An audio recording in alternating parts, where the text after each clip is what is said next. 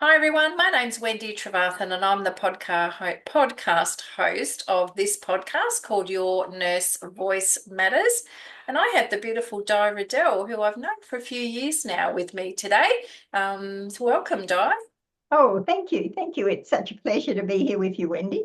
Yes, I'm pleased I bumped into you a couple of weeks ago and I remembered Yeah. that you were a nurse and I went, oh, and I know that you'd written your book about speaking out and your voice matters. And I thought I need to get her onto the podcast. I'm sure she's got some stories. So And I welcome, was welcome. very excited to be asked.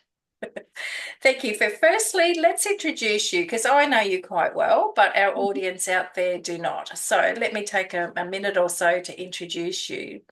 So, Di Riddell, a woman in her seventh, oh my, decade, first a writer and published author of Speak Out, and she's got her book up behind her on the shelf. First a writer and a published author of Speak Out. Second, a confidence coach and speaker. And thirdly, a proud retired nurse. The first keeps her stimulated, motivated, and learning. The second has brought her success, inspiration, and attraction energy. And thirdly, nursing, which is where she lived, laughed, cried, got stomped on. We might hear about that. Got up and moved mountains. We'll hear about that as well. As a heart-driven woman, she recognises that mature women, including nurses, have so much to offer. Yet often their voices are not heard.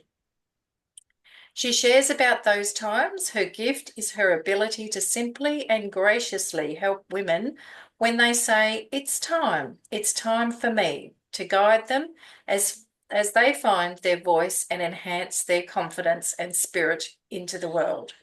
She works under Your Voice Matters on this podcast. It is Your Nursing Voice Matters. So it's very relevant to what we're talking about today. Confidence isn't something physical you can touch. It is that extraordinary energy in you that is strong, vibrant, and engaging. You know it, you know it when you see it and you say, I want some of what she's got. A perfect definition of a nurse. And a lot has changed in Di's nursing, since Di nursed in the 1980s. Yet nursing is as timeless as Florence Nightingale. Will share, inspire, acknowledge, and support nurses to continue to unlock and realise that their nursing voice matters. So thank you, Di, for those words. And it's quite timely that we're leading into Yes, isn't Florence's it? birthday. Isn't it ever? How times have changed since her day. Oh, I bet. I actually thought she was born in like the late 1800s, but when I did a bit of content today, it was 1820, and I went, oh my goodness, she's I didn't realise that either. I thought it was the 1820. 1880s too. Wow. Yeah. So she was certainly What a a remarkable woman for what yeah, she achieved. absolutely, Yeah. absolutely. And she began so many things for nursing. So, Di, we might take the listeners back in time, and perhaps if you could share a little bit about, where did it all start with you with your nursing career? Well, I wanted to be a nurse from when I was a little girl. And then, life progressed. And then I got the starry eyed. I'll be standing there watching, touching their fevered brow with a wet cloth. Well, I found out that was a bit different. It didn't quite work like that. So off I went and I started my nursing in Nambour, which is where I grew up on the Sunshine Coast. Um, but I found that nursing, um, friends that my parents knew, was very upsetting. And I thought, I don't want to do this. So I moved off to Maryborough and I did my nursing in Maryborough Base Hospital and worked there for quite some years. And then I moved to Mackay and then I got married. And when I got married, I married a man with 4 children, aged 10 to 16, and I was 24. And I thought that I could do all of that plus work full time. That didn't happen either. So I had to step back. So I stepped back for some years, worked in a doctor's surgery and did all sorts of other things. And then after my involvement with Toastmasters, I had a big leadership role, which came to an end. And I was floundering and thinking, what am I going to do? And I saw this ad in the paper in Mackay for a refresher course for nurses. And I thought, well, what have I got to lose? I'll go and have a look. Well, by the time I'd done the 3 months, I thought, well, I put all this effort in, I might as well stay. And so I did. And so I worked at the Mater in Mackay. And then when Les retired, we moved back to the Sunshine Coast. And I worked at Selangor, which is a private hospital in Nambour, until I stopped work around about the time he passed away in 2002. So it stretched over a lot of years, but there were a few gaps in the middle. That's remarkable that you came back and you saw those ads. That would have been when refreshers were all the go to attract. It must have been to attract girls back nurses in. back in. Yes, Yeah. definitely. Yeah. So it was 3 months, and it was a week practical and then a week theory, and then a week practical and a week theory. And they put us in a medical ward and a surgical ward and sent us out with the community and in a nursing home to aged care. And then we had the choice then later to decide where we wanted to go. But it was really good experience. Yes. And I bet like you've showed me a picture of you when you qualified as a sister all those years ago, and a picture of you now. It's a beautiful photograph which we'll put on the thumbnail for this episode. But tell us a little bit about perhaps a story, or what sort of stands out for you in your memory for either your nursing student days or your refresher days. Share with us. From the training days, well, it's probably our uniforms. Honest to goodness, they were bleached calico. You couldn't see through them with X-ray eyes, and they had great big box pleats that were sewn down, front and back. So you've got about 4 or 5 layers there, and there were no buttons on them because they all went off to the laundry. So the buttons had a little loop on them which popped through, and you put a safety pin on the back of them. So that put your buttons on, and the belt worked on the same system. Now they were absolutely shapeless and quite long. And if you were cheeky enough, and I was to tighten your belt, hitch your uniform up, and march off. Matron would come along and say, "Nurse Mallet, get that belt off."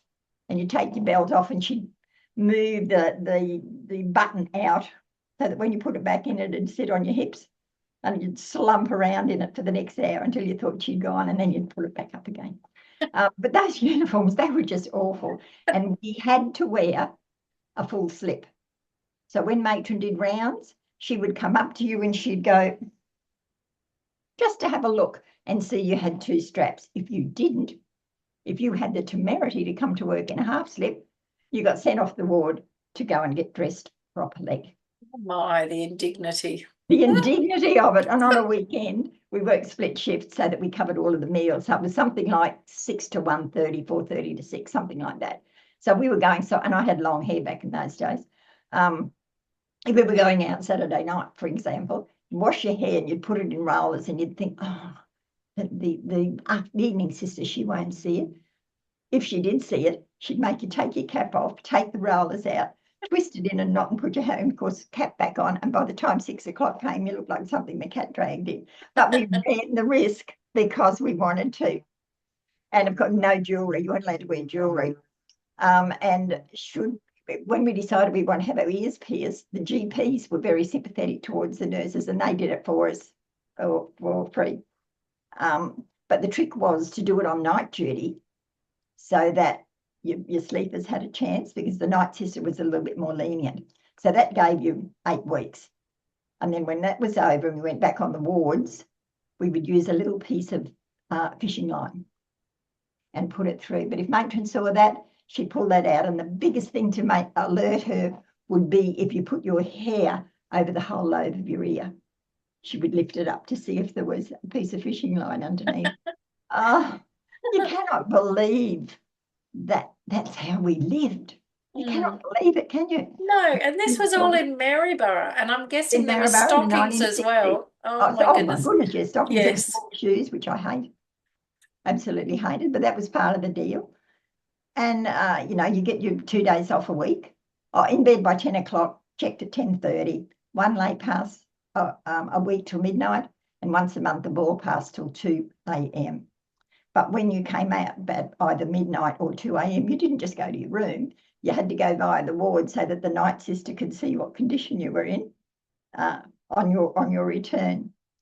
So we were very well controlled. And when our 2 days off came, if lectures happened to be on those 2 days, and quite often they were, you weren't allowed to go anywhere. But if you did score 2 spare days, you couldn't just say, I'm going away for 2 days. You had to go to a recognised address. And they check from time to time. How do I know? Because I got caught out once. Surprise, surprise. You rascal. I know. And I guess the other thing that really stands out is I met my husband as a blind date. One after the men used to ring the quarters looking for a date, locals, travelling salesmen, people in town for a conference, all sorts of things. And I was very efficient. And I'd pick up the phone, the outside phone, and if it was somebody that was looking for a date, I'd give them an earful.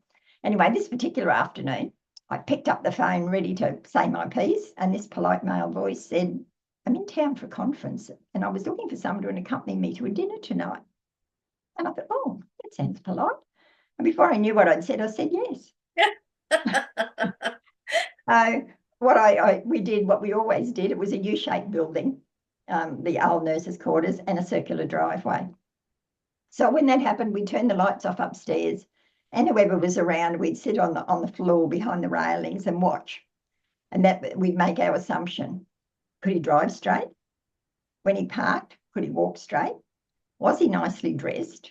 And when he came to the door, which was directly underneath us, you could tell whether he was drunk or not. And on that assumption, we either went or we didn't. And that night, I got the okay. Off I went, and the rest's history. And was that your husband that you That met? was my husband. Oh, beautiful. That's a beautiful love story. There you go. It was, yeah. Yeah, gorgeous. I remember when I moved from Hobart up to Townsville and I started working in a private hospital in Townsville, and they stipulated that we needed to wear stockings. I just about had an argument with the Don. I said, are you serious? Up here in North Queensland, that is so. It's meant to be for hygienic reasons, is the reasons why you wear your stockings. But in North Queensland, where the humidity, it's definitely not hygienic at all. Anyway, no. My goodness me. The rules were the rules were the rules. And then I guess the whole process of nursing. Nurses were probably a little bit like servants. We did the cleaning, we washed the bedpans, we cleaned out the sputum mugs, we did all those things as well as the basic of nursing care. And it's amazing what we did and what we got away with and what we, yeah. And I probably knew all the tricks. And I have a heavy tread, just like matron had. And I used to take the side veranda was where they used to put the young fellas who'd had accidents and had broken legs. So they'd be up there in traction. And I'd stamp down the hall, rip back the curtain and see the horrified look on their faces until one morning matron was behind me. Sprung again. So I probably asked for a lot of the trouble that I got into. But then that difference, and you weren't allowed to speak to the doctor. Heaven forbid that you should speak to the doctor. And if he spoke to you, you got hauled out of the coals anyway because you must have done something to cause it. So it was a complete change after that big break when I went back after the refresher course. Yes. Uniforms were nice. I didn't have to wear a cap. Yes. The uniform fitted me. You could talk to the doctor. And you had to catheterise men. Holy durly.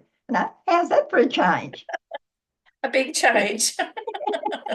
I was going to say, like in your earlier days too, and we're not talking about plastic pads. We're not talking about paper cups. No. We're talking about the stainless steel where everything sticks. Yeah, and you had to scrub. Yes. You were meant to line them with loo paper. Yes. But if someone lazy the day before hadn't lined them with loo paper, well, then you had quite a job. Yes, that's the definition of teamwork, isn't it? To look after the next shift is to line everything with toilet paper so it's easier for you. And Maryborough being a country hospital, when there was a death, the morgue was, out the back. and no paved path or anything. It was just rough ground, like a goat track. And to go over there with a gurney at night time, and there wasn't even a cover on them then. They just had a sheet over the body. But there was the worry about were they going to move. Um, it's just such a different world. Thank goodness. Yes, absolutely. You think, all the changes that they've made have been for the better, And 100%. no disposable things, none of these No. disposable packs. We boiled everything went in the steamer, and we had to count it. There was an inventory that had to be counted every shift to make sure that no one had thrown something in the bin. And the thermometers didn't go on the steamer, but we had to count the thermometers as well. They were on that every shift resource. Yeah, just incredible. But I didn't have to do that when I went back the next time. It was incredible. I know. Mercury thermometers too. Heaven bid Yes, if you mercury dropped one. thermometers. You'd be Yeah, chasing the little mercury. yeah, and we got into a lot of trouble if we Friend. broke one. Yeah. Yeah, definitely. Yeah, Mm. so lots of changes. So tell us a little bit more when you did the refresher. Mm. What sort of areas did you work in? Was you said Medical and the surgery. medical and surgical? Yeah, Yeah. I never did my mid. I wasn't Mm, interested then, and I'm certainly not interested now. It just didn't appeal to me. mm, I prefer surgical nursing. I get medical. They come in with their heart and their kidney and their lung problems. You patch them up, and they go back, and they're back in a couple of months with the same thing.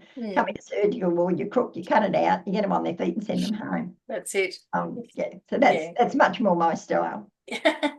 Whereas I was always a medical nurse, like anything Oh, were chronic you? and complex was always my sort of, I just like getting in there and sorting things out and, helping not only the patient, because usually you get to meet the families with those That's right. chronic situations and, helping the family. And look, that's on the back of my personal story. That's where the connection is there, of helping the patient, And the it's just client, and as the well we're all families. different because if we Yes. all worked in surgical, there wouldn't be any medical staff and no Correct. nurses. That's right. If everyone loved a particular area, we'd be like a seesaw. We wouldn't be able to attract staff into certain Exactly. areas. So, and it all takes different nurses to make what I say the backbone Mm, strong in healthcare for absolutely. everybody. Yeah. So, how, I mean, what's your opinion of our modern day nurses, like wearing scrubs, really working side by side by the medical staff and the allied Oh, health I think that's teams? And incredible because yes, it's showing teamwork. And I think nurses are given respect. Back in the 60s, nurses were really like just the underdog. They were the bottom of the food chain. mm, Whereas now I think at last nurses have a level of respect. And I mm, think that's important.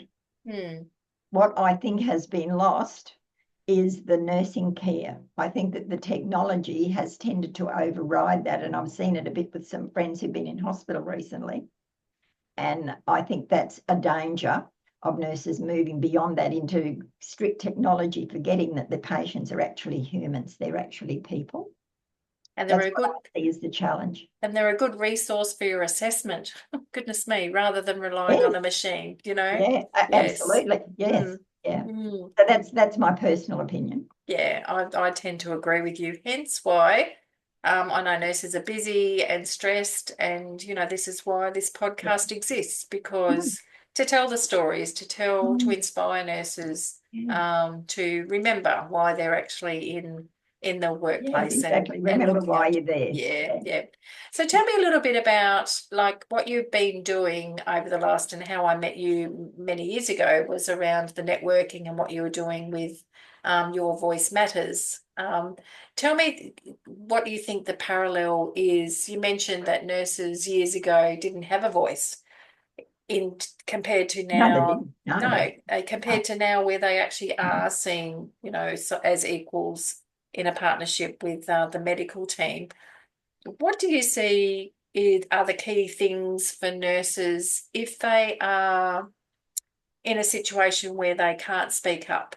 Or, what would be some key tips that you would give to them about If speaking up for what they're thinking? if Mm, it's a personal thing, I think to go and do something about confidence building so that they're confident in themselves before they put themselves in a situation of work. To mm, have that strength and that inner power and And I think nurses, people who want to go nursing have got it, Mm. but sometimes they just haven't let it out yet. So I think that personal confidence building in the background and continuing if you need it, because confidence isn't something you get and say, terrific, I've got it, and here it is on the wall, I've got it forever. Life happens, stuff happens, and it dips and whatever. But I use an instance of a confidence tree. I use it in an image, and when I'm speaking, just imagine a little tree in a pot. So when you're gaining your confidence, you climb over into the pot, you get to the base of the tree and you climb up and you gain confidence and you get to the next branch and the next branch. And then you reach the top and you think, I've got it. Stuff happens and you fall. And your first thought is, I'm at the bottom. Whereas in effect, you've probably only dropped a couple of branches and you've already got those skills behind you, or you know where to go to get the help to get you back up again. So, confidence is just something that we need to be aware of and keep on track all of the time. I'm very strong about that, mainly because I've found and lost my confidence more times than most people have had hot dinners. So, I know what I'm talking about and I've lived it, and everything I teach, I've lived through. Everything, and all of those exercises, all of the exercises in Speak Out, they're all things that I've done to move me through challenges in my life. Nice. Attach stories to them. And I think that's the thing. If people can hear a story that attaches to an incident, that's what they'll remember. They'll remember the story and then they'll remember the message. Yes. And the steps that they took the last time may The not steps be as they took the many. last time. Yeah, won't be as many because they'll only have dropped a couple. But Yes, when a challenge hits, we tend to think we're at rock bottom. that's It's right. human nature. Yes, absolutely. Absolutely.